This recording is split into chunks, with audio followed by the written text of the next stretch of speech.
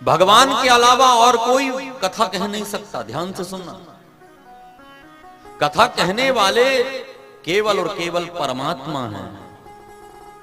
कस्मै येन विभासितो यमतुलो ज्ञान प्रदीप पुरः तद्रूपेण च नारदाय मुनिये कृष्णाय तद्रूपिणा योगीन्द्राय तदात्मनाथ भगवद्राताय कारुण्यतः तच्छुद्धम विमलम विशोकमृतम सत्यम परम धीमहि। जैसे दीपावली में एक दीपक जलाओ और उस दीपक से दूसरा जलाओ, दूसरे से तीसरा और तीसरे से लाखों दीपक जला सकते हो। दिए अलग हो सकते हैं लेकिन उसमें जल रही लौ, उसमें जल रही अग्नि एक है, वो अलग नहीं है।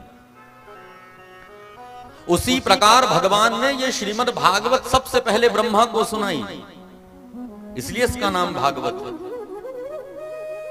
और फिर भगवान ने ही ब्रह्मा के रूप में नारद जी को सुनाई, और फिर भगवान ने ही नारद के रूप में व्यास जी को प्रदान की, और भगवान ने ही व्यास के रूप में इसका विस्तार किया, और सुखदेव जी के रूप में भगवान ने ही राजा परीक्षित को कथा सुनाई।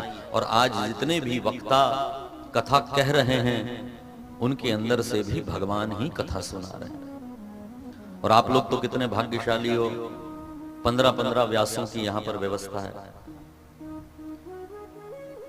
व्यास पीठ पर बैठाल करके आप किसी व्यक्ति का पूजन नहीं करते हैं। आप यहां पर पूजा कोई पर्टिकुलर महाराज की नहीं कर रहे हैं, व्यास के रूप में यहां पर पूजा जाता है, और व्यास स्वयं भगवान है।